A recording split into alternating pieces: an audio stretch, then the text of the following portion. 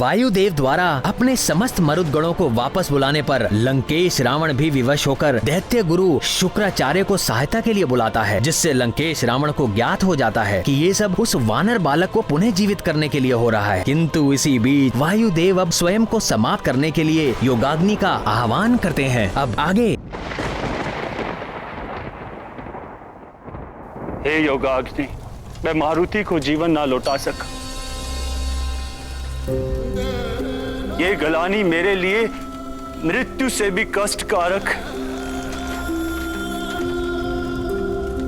हे योगाग्नि, इसलिए मुझे अपने में समाहित कर लो, भस्म कर दो, भस्म कर दो, भस्म कर दो, भस्म कर दो।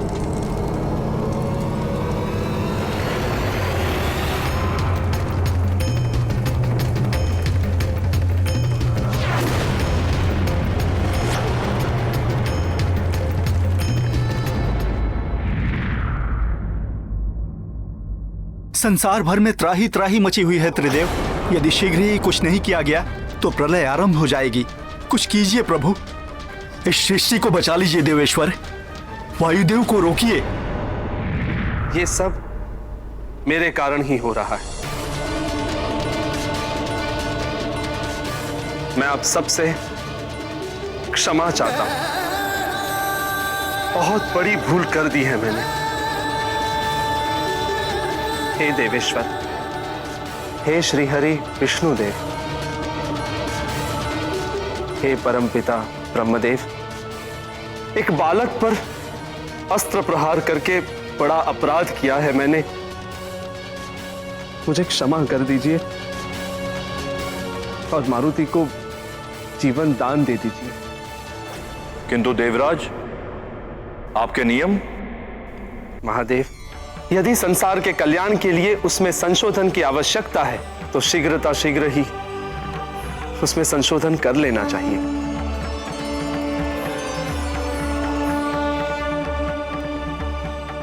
मैं भी विधान को संशोधित करके यह नियम बनाने की घोषणा करता हूं कि आज से संसार में कभी भी, कहीं भी, किसी भी दशा में किसी भी अबोध बालक को मृत्यु दंड नहीं दिया जाएगा। और यदि कोई ऐसा करेगा तो वो पाप का भागी तो होगा ही, साथ में उसे दंड भी भोगना होगा।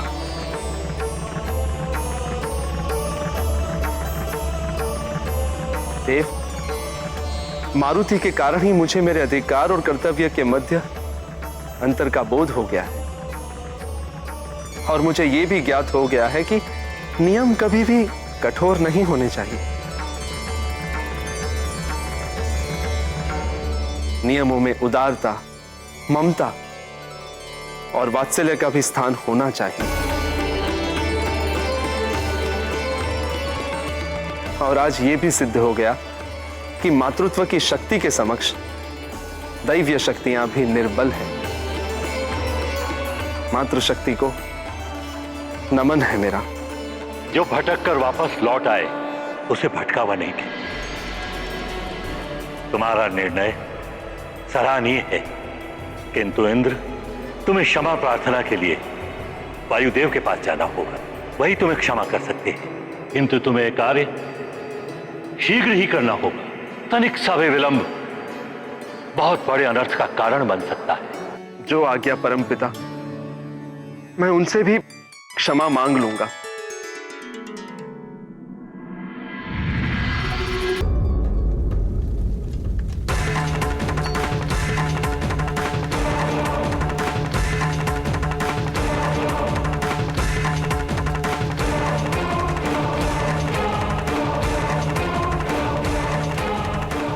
इस निराशा भरे जीवन से मुक्ति दिलाओ योगाग्नि हो। अब मैं और जीवित नहीं रहना चाहता। भस्म कर दो मुझे।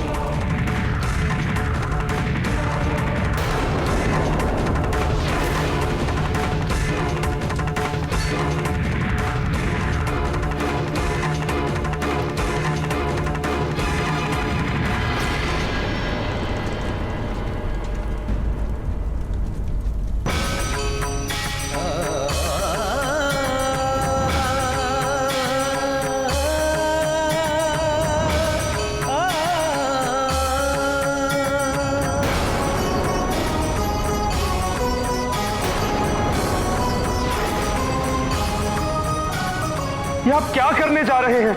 ऐसा अनर्थ मत कीजिए। इस अनर्थ का आरंभ आपने किया था देवराज इंद्र,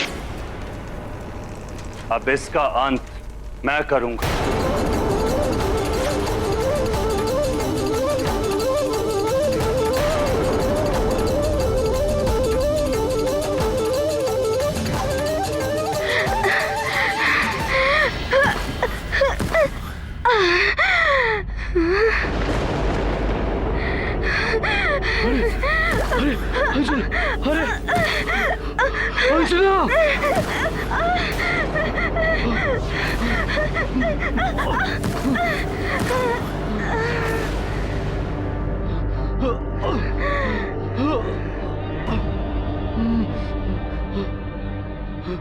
अंजना, तुम ठीक तो हो ना अंजना? अंजना,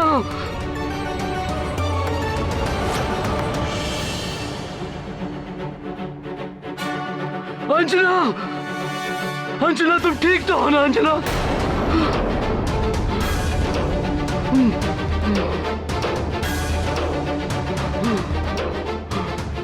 अंजना, अंजना, आंखें खोलो अंजना, अंजना, अंजना।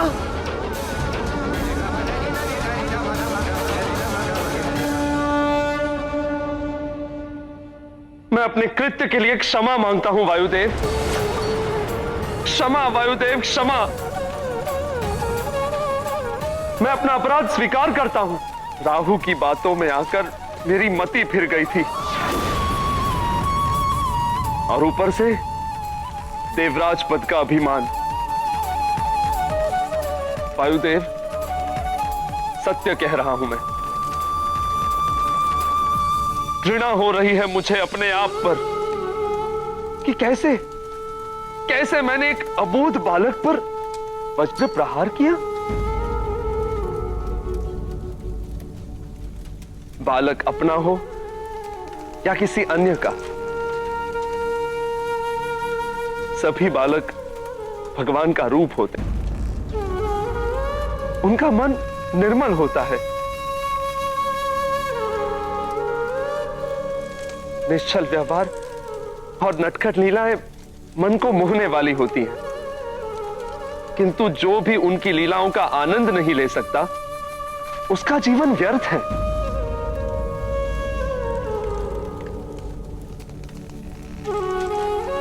मैंने मारुति की बाल लीला को उसकी उद्दंडता समझने की भूल की, और उस अपराध का दंड मैं भी भोग रहा हूं। वायुदेव, आप यहां मारुति के वियोग में योगाग्नि में जलने को तत्पर हैं, और मैं अपने पुत्र को मरणासन देखकर बिना अग्नि के ही जल रहा हूं।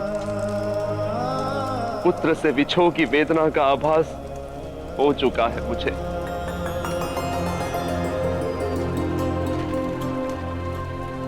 बहुत विलंब से आभास हुआ देवराज इंद्र। अब ना तो क्षमा की आवश्यकता है, ना ही विनती या निवेदन की, क्योंकि दीपक की ज्योति बुझने के पश्चात उसमें कितना भी घृत डाल लीजिए, ज्योति प्रज्वलित नहीं होगी। क्षमा करें योगाग्नि, भस्म कर दो मुझे, मुक्ति दिलाओ मुझे समस्त क्षोभ से, इस संसार से।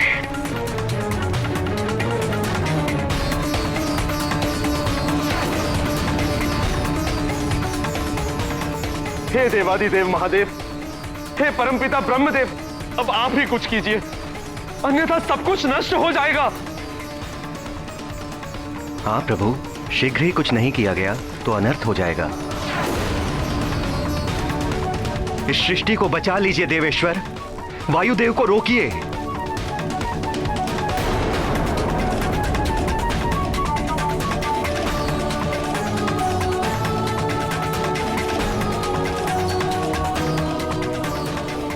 पंच, तत्व के स्वामी होने के नाते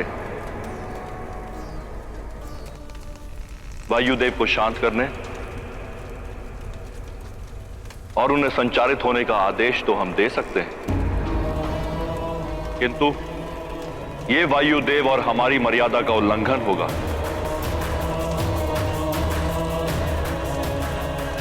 यदि यह कार्य मारुति ही करे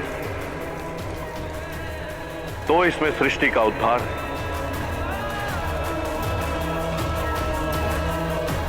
और वायुदेव का सम्मान है। आपका कथन उचित है महादेव। इस सृष्टि के संचालन हेतु मारुति को जीवन मिलना ही उपाय है।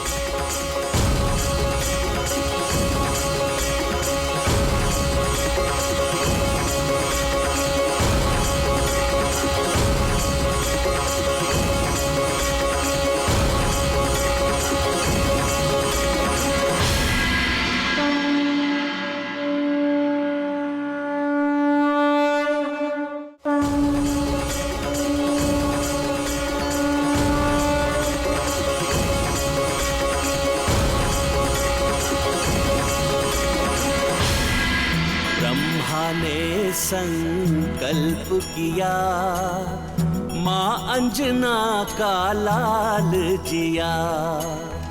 वायु ने अपना वचन निभाया, मारुति ने फिर जीवन पाया। जिए मारुति जिए, जिए रामदूत, जिए आंजनेय, जिए केसरी पूत। जिए शंभु अंश, जिए पवन दुलारे, जिए जिए श्री राम के प्यारे। ब्रह्मा ने संकल्प किया, माँ अंजना का लाल जिया। वायु ने अपना वचन निभाया, मारुति ने फिर जीवन पाया।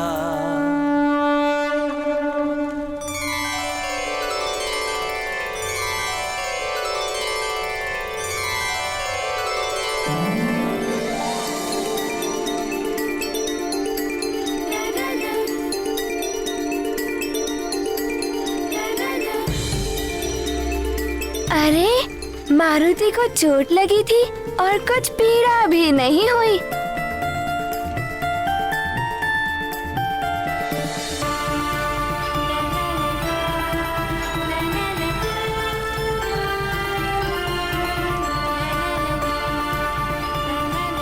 अरे कितना सुंदर है ये।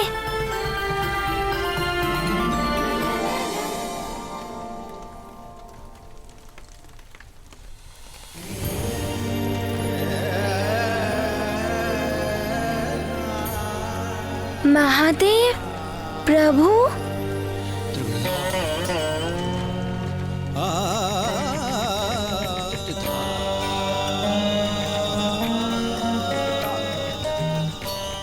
भोले बाबा,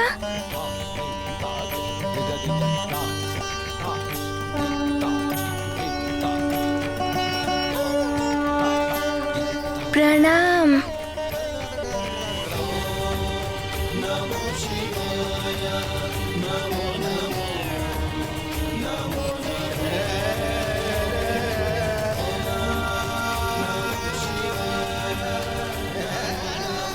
प्रणाम ब्रह्मदेव।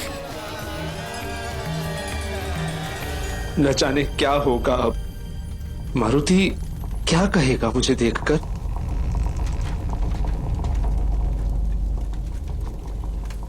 देवराज इंद्र, आप भी यहाँ हैं?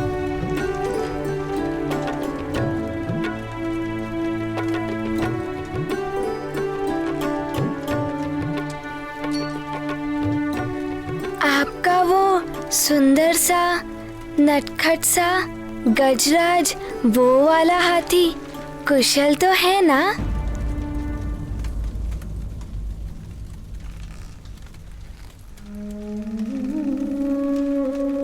मुझे क्षमा कर दो मारुति।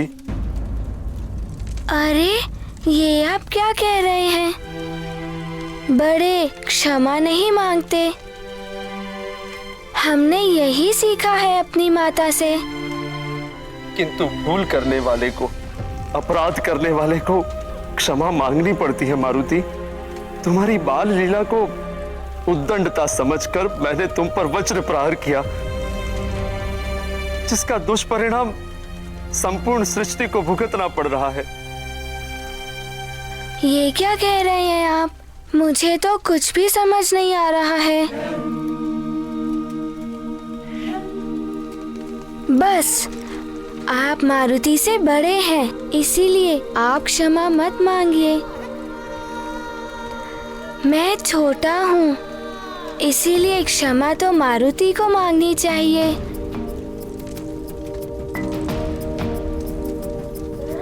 यदि मुझसे कोई भूल हुई हो तो मारुति को क्षमा कर दीजिए।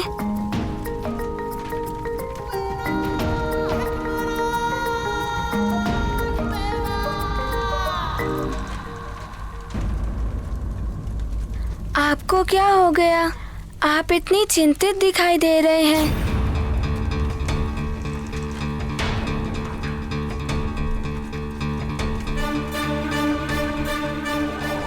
वायुदेव,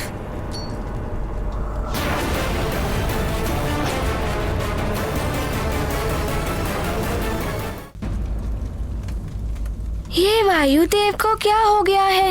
वो अग्नि में घिरकर क्या कर रहे हैं? व्यथित है वायुदेव। व्यथित है वायुदेव?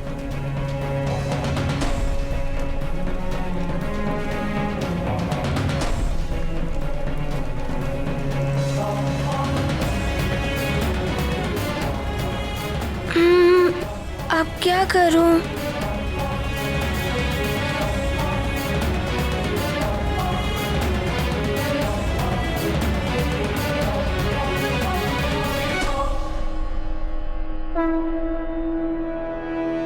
वायुदेव, वायुदेव, ऐसा मत कीजिए। दुखी ना होइए। यदि आप दुखी होंगे तो मुझे सीख कौन देगा? क्रोध त्याग दीजिए। क्रोध का परिणाम हानि ही होता है। जैसे इंद्रदेव ने क्रोध किया था और मुझे हानि पहुंची थी। यदि आप क्रोध कर रहे हैं तो जगत को हानि पहुंच रही है।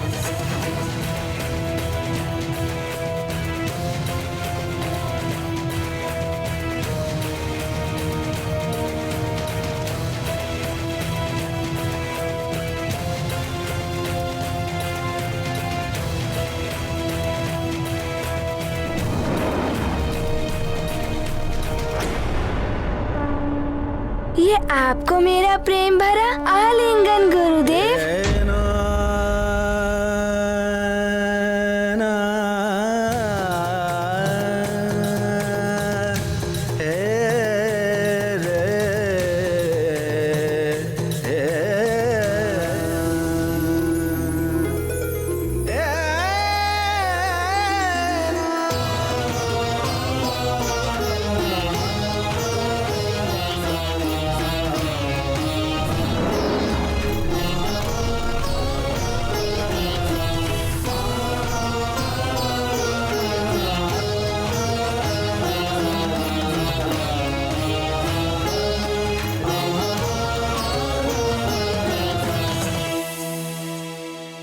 ये स्वप्न है या यथार्थ?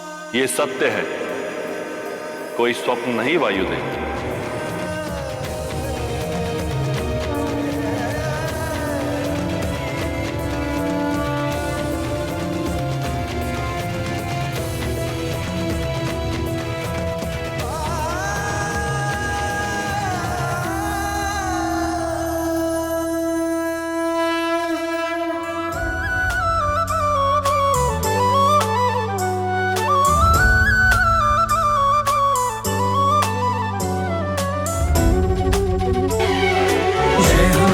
ज्ञान गुण सागर जय कपीस तिहु लोक उजागर रामदूत अतुलित बलधामा अंजनी पुत्र पवन सुत नामा।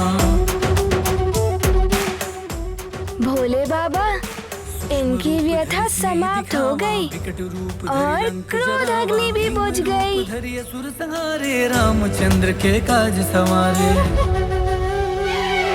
जय हनुमान ज्ञान गुण सागर जय कपीस तिहु लोक उजागर रामदूत अतुलित बलधामा अंजनी पुत्र पवन सुत नामा।